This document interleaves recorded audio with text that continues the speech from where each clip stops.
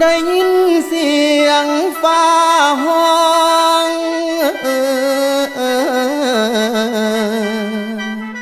ข้ามผู้พานมาเหินฟังเสียงฝนสะอื้นฟังเสียงลมพัดอูป่านเสียงสู้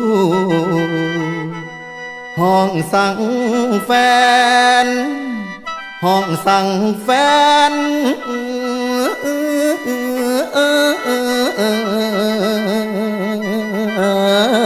ละนา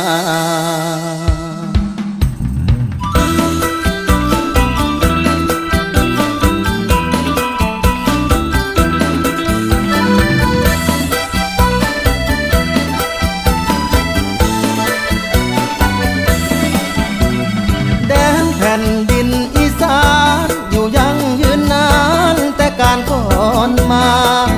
แม่ของกอดแคว้นไทยเฮาทุกข่อยทุกเจ้าลุงป้านาพลิกเหือนเหนือละอันว่าเกลือเหือนใต้พึ่งผ้าอาศัยละข้าวน้ำสามปลาข้าวน้ำละข้าวน้ำสามปลา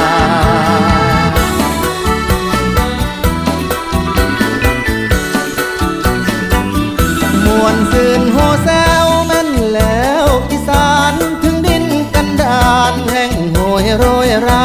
แต่ใจของคนบ่มนบ่มองตุ่มอายตุ่มน้องที่ลึกพึกนาน้ำอกน้ำใจละแขกไปไทยมาต้อนรับเหมือนว่าละเป็นพี่น้องสุ่มแสงพี่น้องละพี่น้องสุ่มแสง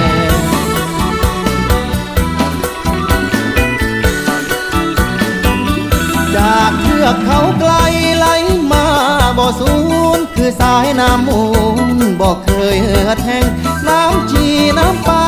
น้ำของน้ำเลยน้ำกำแม่เอ๋ยซุ้มเย็นทุกแห่งเสียงแคนเสียงซอละอ่อนอ้ออีอ้ออ้อยอิงสำอ้อยฟังแล้วมีแห้งดอกดูดอกจานละบานเบ่งยวนเย้าดอกกากะเล่าละดอกสาดสะแบงบ้านเฮาเมืองเฮาแต่เก่าแต่ก่อนเป็นตาอ่อนซ้อนอยู่ดีมีแหงโอ้ยแต่มาบัดนี้ปนจี้กันหลายข้าวของวัวควายละบ่ได้ปล่อยจากแหล่งเป็นจังได้นออีพ่ออีแม่หากินรอแร่ละขาดข้าวขาดแกงเสียงลำกับบ่แน่นเสียงแคนกับบ่หวานลำนำอีสานละแห้งโหยโรยแรงฟังเสียงเพลงนี้จงอยู่ดีมีแห้งชื่นบานทุกแห่งเถิดพี่น้องหมู่เฮาพี่น้องละพี่น้องหมู่เฮาพี่น้องละพี่น้องหมู่